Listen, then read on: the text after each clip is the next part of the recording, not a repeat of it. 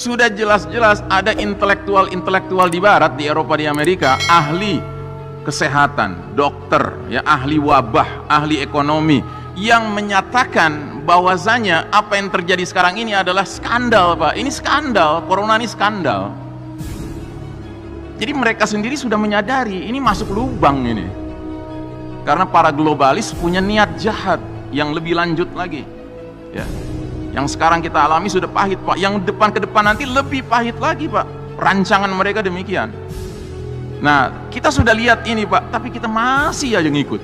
Masih aja merasa bahwa wah, ngeri nih kalau seandainya kita menentang prokes ini, ya kan, bisa berbahaya buat diri kita, keluarga kita, orang tua kita, apalagi yang sudah berumur lanjut. La haula wala quwata illa billah. Ya. Benar, virus ini ada. Benar, virus ini bisa menimbulkan sakit. Benar, orang yang sakit kena COVID bisa sampai meninggal. Itu benar semua, Pak. Cuman apa benar solusinya seperti yang sekarang ditawarkan, Pak? Bukankah justru kita lihat mereka-mereka yang konsisten menjalankan 3M, pakai masker, cuci tangan, jaga jarak, meninggal juga karena COVID. Berarti nggak ada jaminan. This is not the solution. Ini bukan solusinya, Pak. Belum lagi yang vaksin, Pak. Ya, belum lagi yang vaksin. Di barat saja sekarang, di Denmark, Pak, sudah terang-terangan mereka campakkan AstraZeneca itu yang sudah dipakai tadinya. Dan uniknya lagi ketika bagian kesehatannya lagi mengumumkan, dia jatuh pingsan, Pak, habis divaksin. Masya Allah Ta'ala. Ya, jadi kita harus berpikir, Pak, ya, bahwa mereka sudah masuk lubang biawak, kita masuk terus ikut aja nih. Gitu. Ya, silahkan kalau masih mau ikut. Cuma kami sebagai da'i wajib mengingatkan. Nah, jadi saudaraku rahimakumullah, inilah babak di mana Allah cabut kepemimpinan dunia dari tangan Islam dan umat Islam. Kemudian Allah serahkan ke pihak barat, Eropa dan Amerika, yang merupakan masyarakat kaum Yahudi Nasrani. Sedangkan masyarakat Yahudi Nasrani memiliki karakter seperti bangsa Rum, bangsa Romawi, yang ideologinya apa? Dua ideologinya. Pertama, materialisme, dan kedua, hubbud dunia, cinta dunia, melupakan alam akhirat. Ini yang diabadikan dalam Al-Quran surat bangsa Rum ayat 7. Ya'lamuna zahiran minal hayatid dunya wa hum 'anil akhirati hum ghafilun. Mereka bangsa Romawi cuma mengenal, mengerti, faham perkara-perkara yang zahir, yang material dari kehidupan dunia saja. Sedangkan terhadap akhirat mereka lalai. Gak paham mereka akhirat, Pak. Yang karenanya mereka yang mimpin dunia punya karakter materialis dan sekularis ini, Pak, umat manusia sudah tidak lagi hidup dalam sistem iman tauhid yang lurus dan berkah, melainkan hidup dalam sistem hidup yang berlandaskan kafir syirik yang sesat dan merusak, Pak, hari ini. Ya. Jadi kita waktu memimpin 1342 tahun Hijriah, Pak, umat Islam berjaya, kita perkenalkan pada umat manusia lain sistem hidup yang fondasinya iman tauhid, Pak. Tapi begitu kita dicabut dari panggung kepemimpinan dunia oleh Allah Ta'ala, apa mungkin orang-orang kafir Yahudi Nasrani itu meneruskan sistem iman tauhid? Ya nggak mungkin, Pak. Kata orang Betawi, beriman kagak, bertauhid kagak. Bagaimana mungkin mereka perkenalkan sistem hidup yang berlandaskan iman tauhid? Nggak mungkin. Yang mereka perkenalkan apa? Ya berlandaskan kekufuran dan syirik. Nah, jadi begitu sistem iman tauhid yang merupakan rumah besar tempat berlindung umat Islam runtuh, maka kaum kafir Yahudi dan Nasrani leluasa melancarkan ghazwul fikri. Ghazwul fikri ini artinya perang opini, perang pemikiran, perang ideologi, untuk membuat umat Islam mengikuti way of life mereka, cara hidup mereka, sambil memastikan umat Islam benar-benar meninggalkan Islam sebagai petunjuk hidup. Mereka pastikan umat Islam tidak lagi berpikir perlunya menegakkan sistem iman tauhid. Makanya di negeri berpenduduk mayoritas muslim Indonesia ini, Pak, sudah nggak perlu orang kafir yang teriak-teriak menolak sistem iman tauhid, Pak. Umat Islam sendiri yang teriak. Karena apa? Mereka telah menjadi korban dari perang opini yang sukses dilansir oleh Yahudi Nasrani. Nah, kaum kafir Yahudi Nasrani sangat tidak rela jika umat Islam mengikuti petunjuk Allah. Tidak mengapa bagi mereka, bagi Yahudi Nasrani, bila umat Islam tetap mengaku muslim, asalkan mau menempuh jalan hidup sebagaimana jalan hidup kaum kafir barat Yahudi Nasrani. Selagi kita ngekor terus sama mereka, mereka senang gitu, ya kan? Makanya sekali lagi saya ingatkan, tolong dipikirkan yang kita kerjakan ini benar-benar sesuai Allah dan Rasulnya, atau kita diam-diam sudah nurut sama Yahudi Nasrani yang nggak sesuai dengan Allah dan Rasulnya, ya.